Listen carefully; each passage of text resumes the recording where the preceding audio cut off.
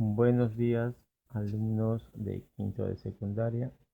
Este mes de julio vamos a empezar con el neoclasicismo español. El neoclasicismo fue un movimiento artístico e intelectual que se originó en Roma en el siglo XVIII y luego se extendió por toda Europa. Se opuso a los estilos que lo antecedieron, como el rococó y el barroco, que los consideraba vanidosos y basados en la fantasía. El neoclasicismo reflejó la realidad política y social de una época caracterizada por los enfrentamientos violentos entre clases, como la Revolución Francesa en 1789. Acompañó el comienzo de una nueva era llamada el siglo de las luces, que aludía a la claridad del conocimiento y de la razón para iluminar a la humanidad ignorante de la época. El periodo del neoclasicismo resultó la transición del antiguo régimen hacia un nuevo basado en la difusión del conocimiento desde la ciencia y la razón. A comienzos del siglo XIX y ante la caída de Napoleón Bonaparte en 1815, el movimiento neoclásico dio lugar al romanticismo, que perduró hasta el siglo XX y se basó en las emociones, la individualidad y la libertad. Ahora continuemos con la época de la decadencia. El contexto. Durante el reinado del ilustrado Carlos III de Borbón, en los años 1759 y 1788, la influencia francesa en España condujo a la adopción de formas artísticas neoclásicas y a una nueva manera de ver e interpretar el mundo. Estas tendencias, que no llegaron a ser aceptadas por el pueblo, fueron introducidas en la literatura dramática española por Nicolás Fernández de Moratín, que vivió en los años 1737 y 1780. Por otra parte, don Ramón de la Cruz, 1731-1794, continuó la tradición española con sus sainetes, comedias de un solo acto sobre temas populares. Ahora bien, veamos qué es el neoclasicismo.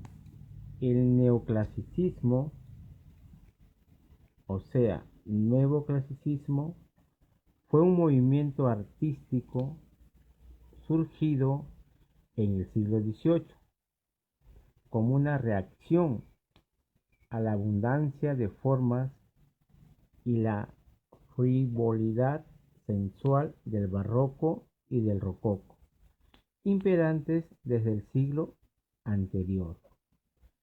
Rescataba los valores estéticos de la antigüedad clásica grecorromana, es decir, que aspiraba a continuar o retomar lo propuesto por el clasicismo. El neoclasicismo, sin embargo, es mucho más que una simple renovación del clasicismo, surgido en plena era de la Ilustración francesa.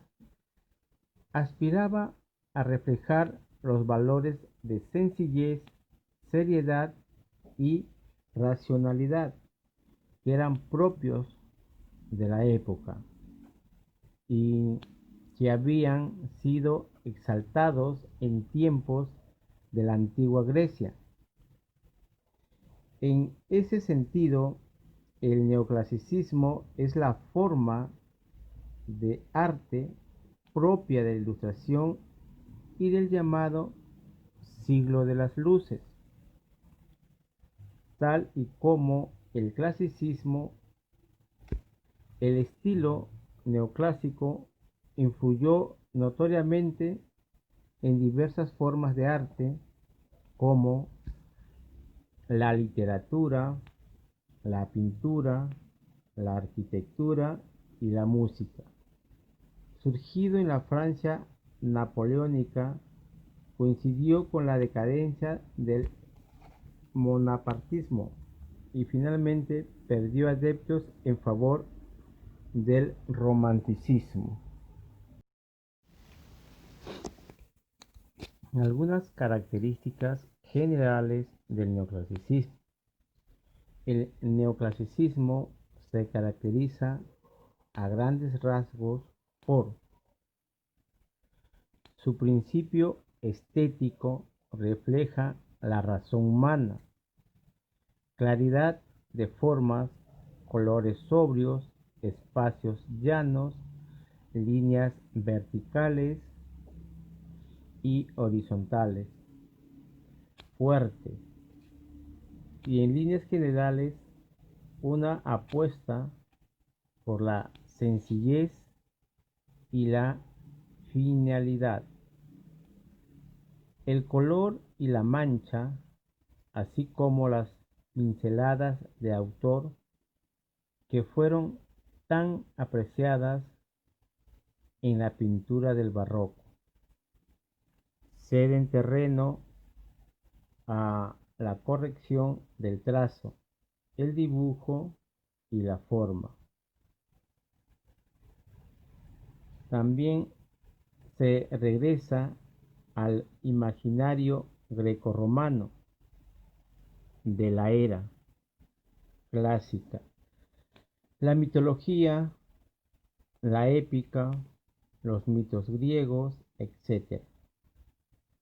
También se valoraron las temáticas históricas contemporáneas como la Revolución Francesa. En líneas generales, el neoclasicismo consistió en una continuación de las propuestas del clasicismo, pero mucho más cargadas políticamente. Ahora bien, veamos algunos representantes. Las contribuciones más duraderas a la literatura durante este periodo se encuentran en las obras de Nicolás Fernández de Moratín y de su hijo Leandro, de Gaspar Melchor de Jovellanos y de Juan Meléndez Valdés. José Cadalso destaca tanto por su poesía y su obra dramática como por sus ensayos,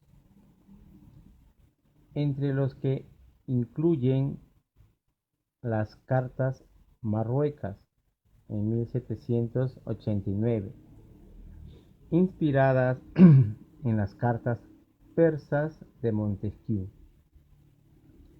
un género característico de este siglo y que alcanzó cierta relevancia es la fábula, narración en verso o en prosa,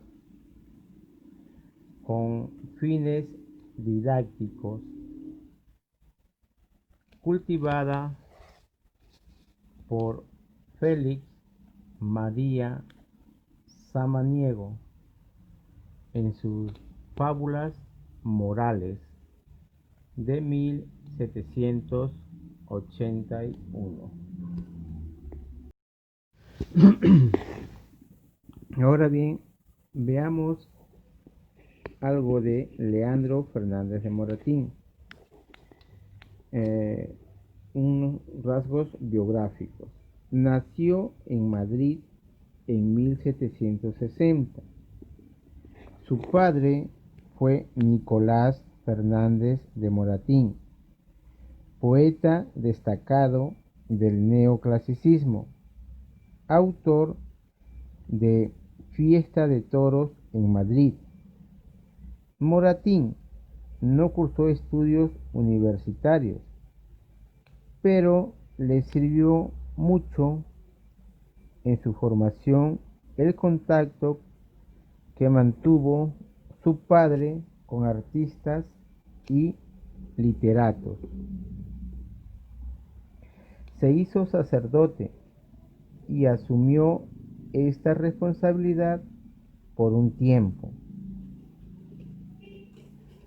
Posteriormente, en 1792, emprendió viaje por Francia, Inglaterra y otros países europeos. En 1808, Napoleón Bonaparte ingresa triunfante en Madrid. Él se alinea con el invasor y le encargan la dirección de la Biblioteca Nacional. Después, con el retiro de las fuerzas francesas, emigra a París, donde muere en 1828 en medio de condiciones difíciles. Ahora bien, veamos algunas de sus obras. Su teatro refleja los valores del drama francés.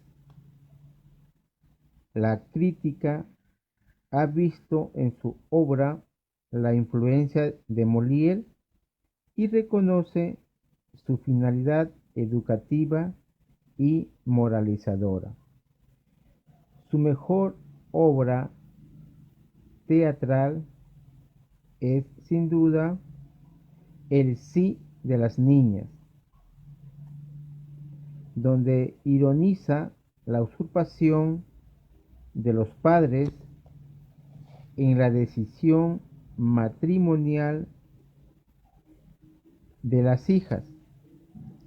El drama está desarrollado en 3 actos.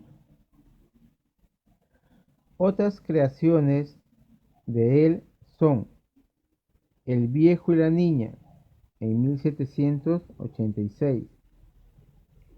También escribió La comedia nueva en 1792 y La mojigata en 1804.